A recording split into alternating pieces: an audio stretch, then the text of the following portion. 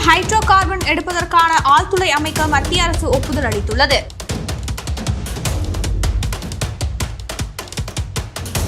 இதனை எதிர்த்து தமிழகத்தில் பல இடங்களில் போராட்டங்கள் வலுத்துள்ளன.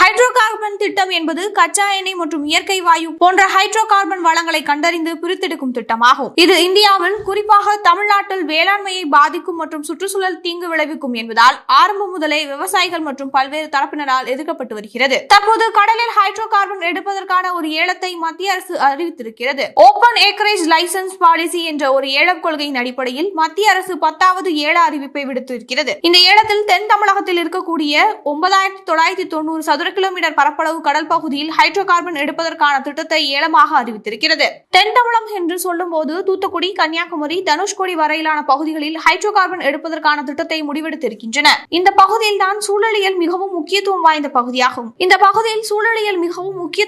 பகுதியாகும். இங்குதான் மன்னார் வளைகுடா மற்றும் 21 பாதுகாக்கப்பட்ட தீவுகள் உள்ளன. இதனால் அந்த பகுதிகளில் ஹைட்ரோ கார்பன் எடுக்க அனுமதிக்க கூடாது என்று தொடர்ந்து போராட்டங்கள் நடத்தப்பட்டு வருகின்றன. தமிழர்களின் உரிமைக்காக தொடர்ந்து பேசி வரும் தமிழக வாழ்வுரிமை கட்சியின் தலைவர் திரு வேல்முருகன் ஹைட்ரோ கார்பன் திட்டத்தை தொடர்ந்து எதிர்த்து வருகிறார் என்பது குறிப்பிடத்தக்கது. இந்த நிலையில் இது குறித்து பேசிய தமிழக வாழ்வுரிமை கட்சியின் தலைவர் திரு வேல்முருகன் அவர்கள், மண்ணையும் மக்களையும் காப்பது நமது கடமை. ராமநாதபுரம் மாவட்டத்தில் 20 இடங்களில் ஹைட்ரோ கார்பன் கிணறுகள் அமைக்க ONGC எண்ணெய் நிறுவனத்திற்கு அனுமதி அளித்திருக்கும் முடிவை தமிழக வாழ்வுரிமை கட்சி மிகவும் கண்டிக்கிறது. மண், நீர், காற்று இயற்கையின் மூன்று ஒன்றோடு ஒன்று பிணைந்த உயிரின் ஆதாரம். இந்த மண்ணில் வாழும் விவசாயிகள் உழைப்பும் கடலோர மக்களின் மீன்வள வாழ்வும் எதிர்கால தலைமுறையின் ஆரோக்கியமும் இன்று ஹைட்ரோ கார்பன் திட்டங்களால் மாபெரும் ஆபத்தில் தள்ளப்படுகின்றன. இதனால் நிலத்தின் வளம் கெட்டு விவசாயத்திற்கு உகந்த நிலம் உலர்ந்த பாலைவனமாக மாறும். நிலத்தடி நீரில் ரசாயனங்கள் கலக்கும்.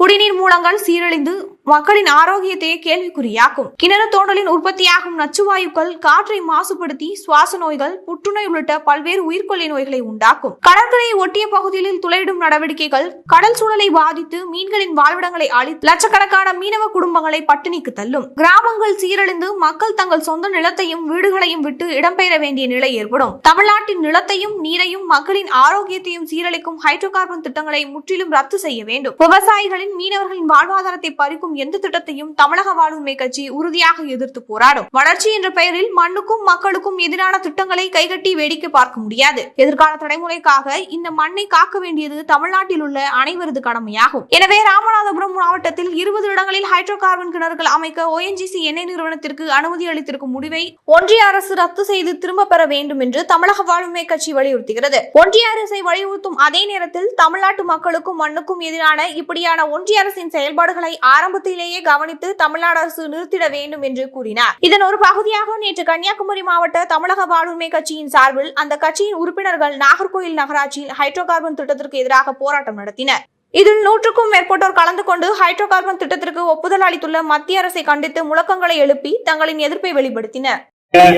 ஒன்றிய அரசினுடைய திட்டத்தை கைவிட வலியுறுத்தி இங்கே நடைபெற்றுக் கொண்டிருக்கக்கூடிய இந்த ஆர்ப்பாட்டத்திற்கு சிறப்புரை ஆற்றுவதற்காக வருகை வந்திருக்கக்கூடிய ஃபாதர் ராஜன் அவர்களே, அண்ணன் உதயகுமார் அவர்களே, கிழக்கு மாவட்டத்தினுடைய செயலாளர் அண்ணன் தமிழ்ச்செல்வன் அவர்களே, மத்திய மாவட்டத்தினுடைய செயலாளர் அன்பு தம்பி அரவிந்த் அவர்களே, மேற்கு மாவட்டத்தினுடைய செயலாளர் அருமை அண்ணன் பிரணேஷ்குமார் அவர்களே, மாநில இளைஞரினுடைய துணை செயலாளர் அருமை சகோதரன் ரூபின் அவர்களே, மாநில துணைத் தலைவர் அண்ணன் நாகராஜ் உள்ளிட்ட தமிழக வாழ்வுரிமை கட்சியினுடைய அனைத்து பொறுப்பாளர்களே, உங்கள் அனைவருக்கும் என்னுடைய வணக்கத்தை தெரிவித்துக் கொள்கின்றேன்.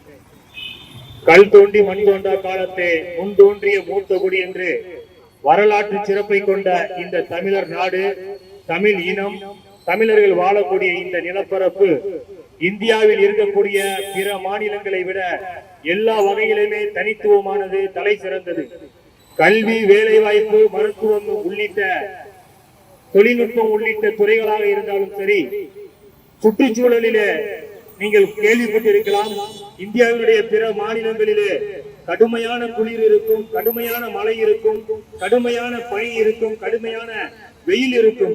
ஆனால் தமிழ்நாடு இவற்றுக்கெல்லாம் மாற்றாக மிதமான வெப்பம், மிதமான குளிர், மிதமான காற்று, மிதமான மழை என்ற அடிப்படையிலே இந்தியாவில் இருக்கக்கூடிய பல மாநிலங்களை காட்டிலும் பல்வேறு வகையிலே சிறந்த மாநிலமாக தனித்துவமான மாநிலமாக தமிழ்நாடு இருக்கிறது.